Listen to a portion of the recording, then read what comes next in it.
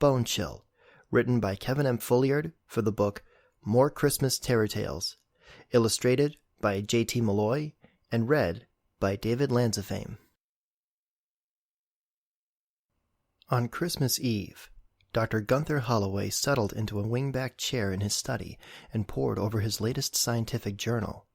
Outside his window, snow blanketed the grounds and silver moonlight filtered through the twisted branches. Logs crackled in his fireplace.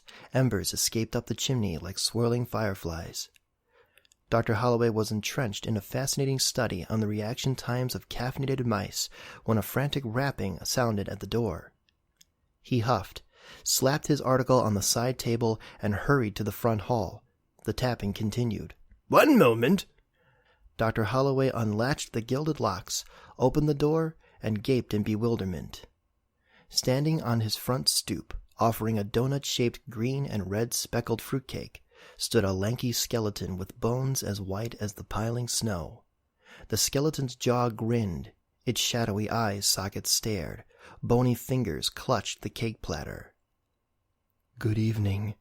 Merry Christmas," the skeleton said. "I have come to give you this." Its jaw flexed as it spoke. Dr. Holloway shook his head in frustration. He searched behind the skeleton, in the bushes nearby, and scoured the signs for any sign of pranksters, wires, or robotic parts. "What is the matter?" the skeleton inquired. "Are you frightened?" "Certainly not." Dr. Holloway peered behind the skeleton's ribs and under its skull, but it appeared perfectly real. Standing by some invisible power, the doctor furrowed his brow. "I just need to wrap my head around this."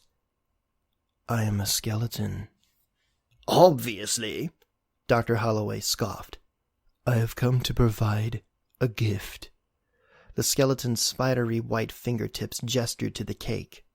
"But I understand your fear." "Why on earth should I be frightened of a skeleton? You have no muscle. You shouldn't be able to move, let alone speak without a tongue or lips." "May I come inside?" Powdery snowflakes dusted its ribs and sternum. "Why should I let a skeleton into my home?" "You are a smart man," the skeleton said. "I saw nice things through your windows. Maps, paintings, sculptures, shelves full of books." "How could you see anything?" Dr. Holloway demanded. "You have no eyes." "You like to learn." "I am a professor of anatomy," the doctor boasted. "Would you like to learn more about skeletons?" "I know everything there is to know about skeletons. I can recite all 206 bones in my sleep." "Does that help you understand how I walk, talk, see, and offer cake?" The skeleton's wrists inched the cake closer to the doctor's face. The doctor scrutinized the cake, and then glared into the contours of the skeleton's dark, hollow eye sockets. The skeleton's existence contradicted everything he knew to be true about the human body. And yet, if he could determine and record the rational explanation for its means of locomotion and communication, perhaps even persuade the skeleton to become his specimen and test subject, the study would revolutionize medical science and transform his career. Dr. Holloway smiled. "All right." He beckoned the skeleton inside. Come in. The skeleton stepped inside and wiped its snowy tarsals on the carpet. "I'll take that." Dr. Holloway brought the fruitcake into the study. He set it on the table near the fireplace and gestured toward an armchair. "Have a seat. I'll fetch utensils." The skeleton settled as Dr. Holloway headed toward the kitchen. "It's quite cold out there. You must be chilled to the—" He caught himself and laughed. "I imagine that expression could bother you. Chilled to the bone," he called out. "It does not bother me." "Do skeletons have a sense of humor?" Dr. Holloway reappeared and set the table. "Some do. I only mean I cannot be chilled. I am only bone." "You have no nerves, then? No sense of touch?" "All I know is that I find it quite merry outside." "You prefer the cold?" Dr. Holloway gestured to the fireplace. "Is this too hot for you?" "I am made of bone. Not ice. I just like to be outside. Most skeletons do. Interesting. Dr. Holloway sliced a piece of fruitcake and offered it to the skeleton. His guest waved the cake away. No, thank you. I have no digestive tract, you see. Dr. Holloway dropped the plate on the table. Silverware rattled. Why ever does a skeleton bring cake to someone's door if it doesn't eat? The skeleton tilted its skull. For Christmas. Why else? Dr. Holloway sighed. What is the purpose of this visitation? You seem frustrated, the skeleton observed. Well, I suppose I am, Dr. Holloway shrugged.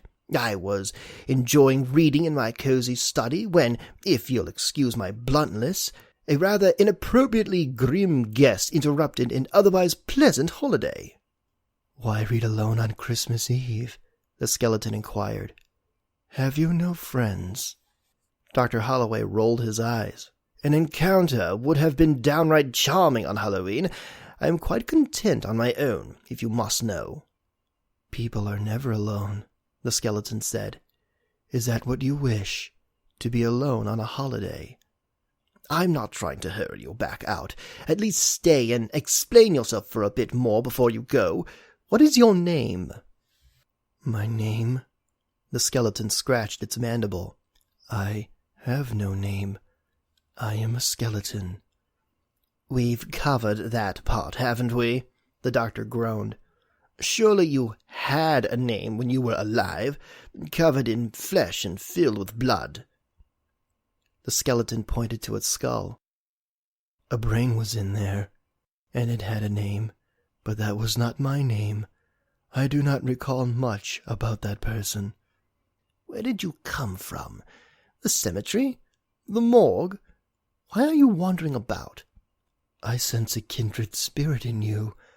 I only wished to deliver a Christmas gift. The doctor sneered. What does a skeleton know about Christmas? The fireplace sputtered. The skeleton's spine curled toward Dr. Holloway. You were alone, reading. I came bearing a gift for a new friend. It seems that I know more about this holiday than you. The skeleton folded its fingers. Its jaw grinned with satisfaction. Dr. Holloway sighed. Fair enough. He lifted the fork and took a bite. Spongy fruitcake melted into sugary sweetness on his tongue. That's rather good, actually. He reached for another bite. Did you make this? The skeleton grinned and nodded. You ought to come outside. It's freezing. Dr. Holloway took another bite. Those with nerves perform a warm fire. Why be trapped inside? The skeleton asked. The outside is liberating.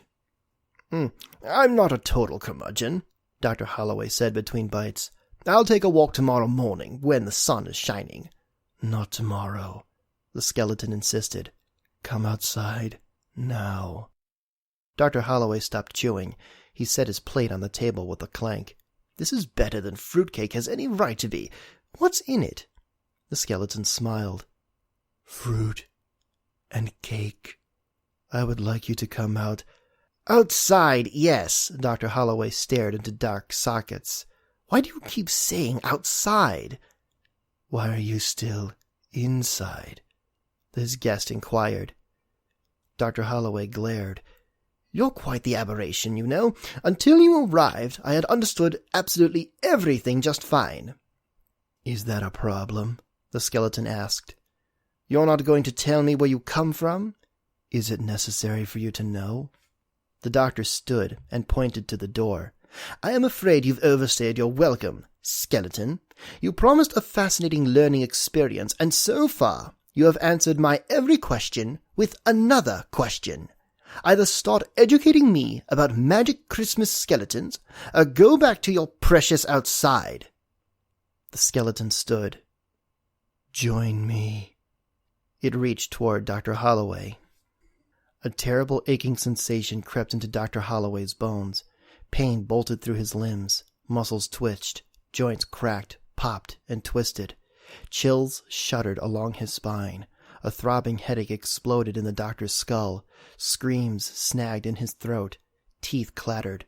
Jaws pried open. His eyes turned up in their sockets as skin peeled from his face and rolled down his neck. The doctor's hands, arms, and shoulders folded into useless flaps as bones slipped away from connecting tissue. Arm bones wriggled and worked their way back into Dr. Holloway's chest. Fingertips poked through his skin and clawed his chest open. Dr. Holloway's skeleton ripped him apart from the inside. The doctor's heart, lungs, and organs slipped from his ribcage and splattered inside a pile of skin and innards on the floor. His eyes tilted back into loose, inside-out sockets and blurred into focus for just a moment. He watched in horror as his own skeleton strode out of his legs onto the carpet. The doctor's skeleton wiped blood and bits of tissue from its wet bones. "Much better outside, isn't it?" came the voice of the skeleton guest. "Indeed," Dr. Holloway's skeleton replied. "What a terrible bore that man was."